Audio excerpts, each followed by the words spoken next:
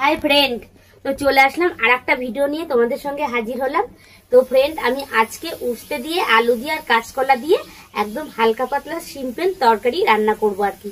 তো এই গরমের উস্তেটা খাওয়া অবশ্যই কিন্তু জরুরি। তো দেখো, সবার প্রথমে আমি উস্তেটা ভালো করে ভেজে নিয়েছি আর কি, একদম লাল করে।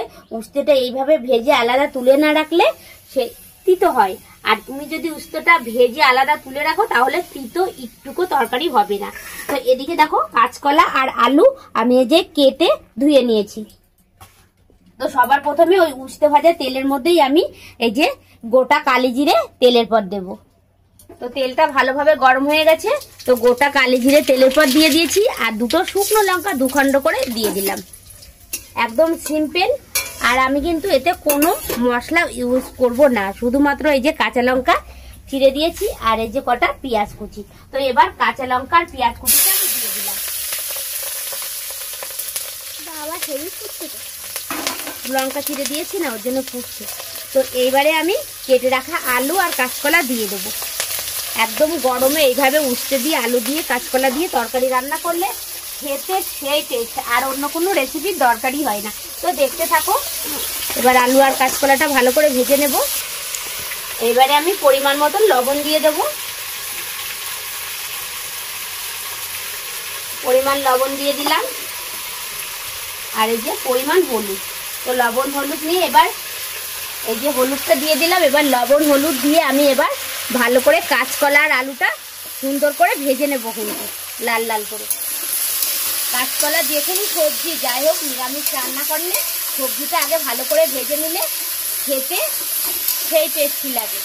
কাঁচকলা আলু এই যে ভালো করে ভেজে নেব। উস্তেটা তো আগেই ভেজে রেখেছি, এখানে কিন্তু আমি অন্য কোনো মশলা দেব না। তো এই যে প্রায় লাল লাল হয়ে গেছে আলু আর কাঁচকলা। তো আর একটু লাল লাল হলেই আমি জল ঢেলে দেব। তো তোমরা এইভাবে একবার বাড়িতে খেয়ে ট্রাই করে দেখতে পারো, আশা করি ভালো লাগবে। আর এই গরমে ওদিকে দেখো পাশের উনুনে জল গরম হচ্ছে। দিদিভাই কিন্তু সব রেসিপিতেই গরম জল ব্যবহার করে, টকবক করে ফুটছে আজকে জলটা বাবা।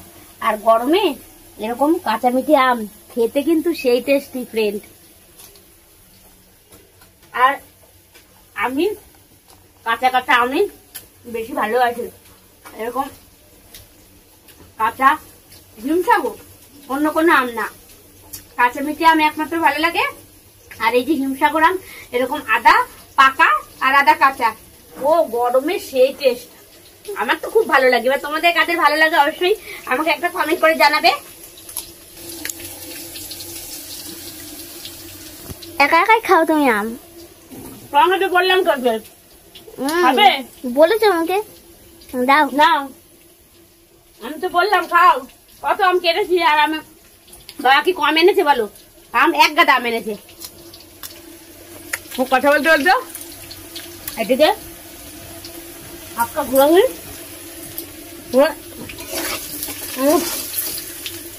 সেইটা।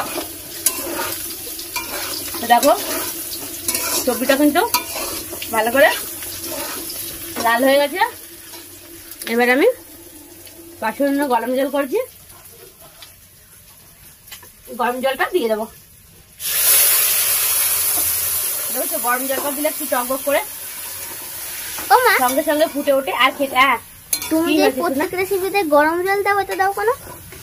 প্রত্যেক রেসিপিতে আমি গরম জলই তো তোমার মা ব্যবহার করে। গরম জল দিলে তরকারিটা সেই মানে যে কোনো তরকারি বলো, আলু বলো এবং অন্য যে কোনো সবজি সেই শীতকে ভাবটা ধরে না। ওর জন্য গরম জলটা দিলে তরকারিটা তাড়াতাড়ি গলে যায় আর খেতেও স্বাদ হয়। ওর জন্য তোমার মা যে কোনো রেসিপিতে গরম জল দেয়, ব্যবহার করে, বুঝেছো? অনেকেই দেয়, কিন্তু তোমার মা দেয় আর কারা দেয় তো সেটা তো আমি বলতে পারবো না, শোনা। মা দেয় সেটা বলছি। তো একটু হালকা করে হলুদ দিয়ে দেবো, লঙ্কা চিড়ে। আজকে এই তরকারিটা বাবু খেয়ে দেখি। আর যেহেতু গরম, সেই গরমে হ্যাঁ কাঁচকলা আলু আর উস্তে দিয়ে করবো, যেহেতু খেতে হবে কিন্তু বাবা, স্বাদ লাগবে। তো ভালো করে এবার ফুটে নিই জলটা।